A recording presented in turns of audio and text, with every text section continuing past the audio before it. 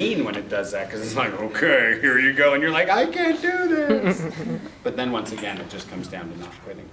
And that's my whole anime story. I got into anime accidentally. I was a regular actor, and by regular actor, I mean I didn't know there was anime voice acting. I always assumed that that happened somewhere. I guess I always assumed that anime voices were like English people in Japan. Like I assumed they did all that over there, and then we got them over here. Because I never knew, it was never named actors, you know, there weren't stars in anime back then. It wasn't big enough. So I always assumed that couldn't be part of my career. But I was in Texas, and for those of you who were in the acting workshop and get to hear this story again, it's all right. I was in Texas, and a buddy of mine came into rehearsals and told me about the audition. Gave me Chris Sabat's number. Hey, come on in. Audition for this thing. Yeah, it's awesome. Totally bald, awesome voice actor. Buddy of mine for many, many years now. And the first role I got was Garlic Jr. I'm gonna push you into the dead zone. And anime was awesome for that reason too, because up until that point I had been very limited by what I looked like.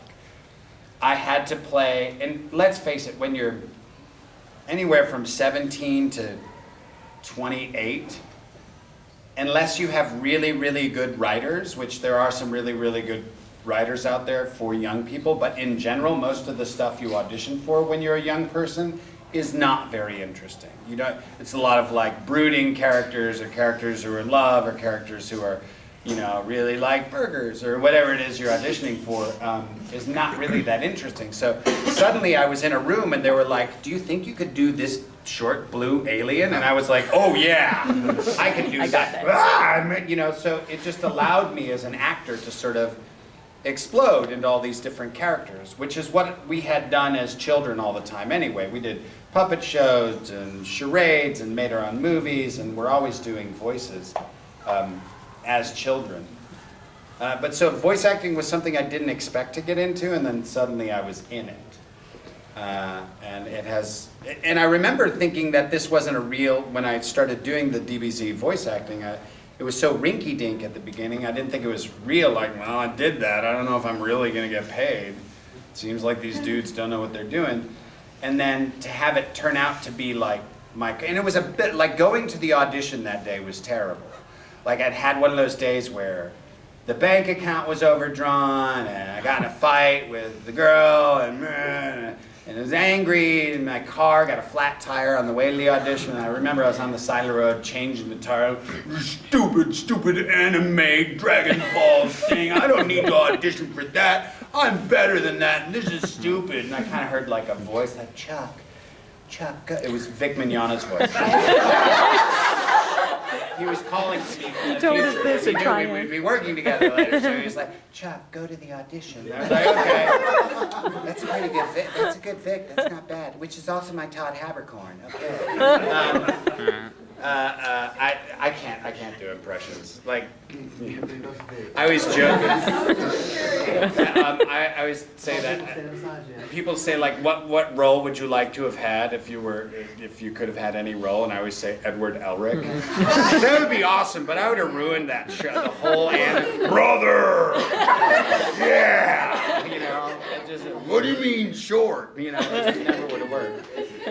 But so I went to the audition and I got it, and my whole career has gone this other sort of interesting, awesome direction, which working with Vic on Star Trek Continues, for those of you who don't know Star Trek Continues, it is a continuation of the original series.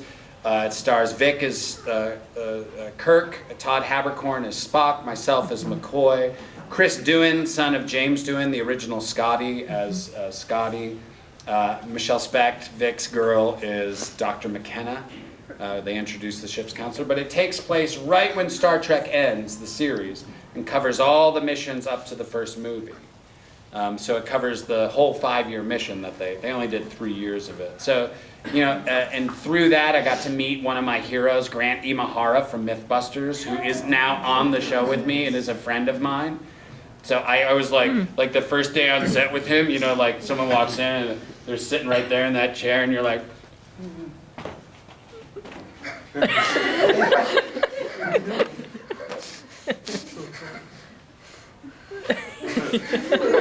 Oh, hey.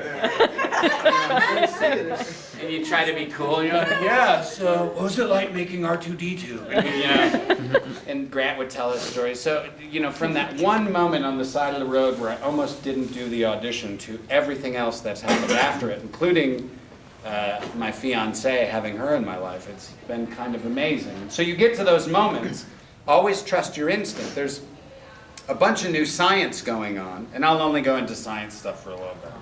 But there's a bunch of new science going on talking about how some experiments they've done showing how your heart reacts. What they're doing is they're flashing images, and then they'll flash something that's horribly violent or horribly pornographic, and they're registering your heart and registering your brain. Your heart registers the violent or pornographic image before your brain does. So your brain hasn't even reacted to seeing the image, and your heart starts going into the stimulus response. So I really believe that when you get to those moments on the side of the road and you listen to the gut, the heart, the thing that's telling you what you need to do, and the other science that they're starting to show is people's first impression. The first thing they think is the right thing to do is more often than not exactly the right thing to do, or exactly the right answer. You look at a multiple choice thing, and you go, I think it's B, and then you think about it, maybe it's not. Oh, and talk yourself out of it. I'm going to go with C because it's my first choice, and I'm nothing, so why would I be right? I'm going to go with the other part of me that thinks wrongly. So you talk yourself out of what you really, really want to do. Don't do that anymore. You don't need to. Just be simple like a child and follow butterfly. That's random. How did I get into all of that? Why do you people let me talk? Do what? Quantum entanglement. Quantum entanglement, sure, yeah. One of the panels that I do, because there may be a different level to that, not dismissing quantum, but bridging off of it into a reality that's more visually and mathematically calculable, is an electric universe panel, saying that all of the universe is connected by electromagnetic energy, which means that literally we're connected to the sun electricity, and this whole group of people is connected electrically. They've done studies on the human heart, the magnetic field, the human heart. So I can take a thing where I'm measuring your heart and I take a step back. How far back do you think I have to walk before I can't register the magnetic field of your heart? 10 miles. Oh, wow. So each of us has a giant magnetic Wi-Fi, cloud presence of 10 miles. So there's more happening than just from here to there. There's more. As a matter of fact, the longest running experiment in history right now, it's like 25 years long, 30 years long. It's in a museum in the Netherlands where they have basically proven conclusively you can feel when someone is staring at you. So and we've all felt this before, and I encourage you to do it at the convention after you leave. It's a lot of fun. Just stare at someone until they turn around and they'll be like, and they always look right at you, right? It's never like, oh, there you are. It's always, and when they do that, when you get them to turn, just give them one of these. It's what I call the smile game. And you can practice that ability to contact your fellow humans through their whatever morphic field by sending out eye rays.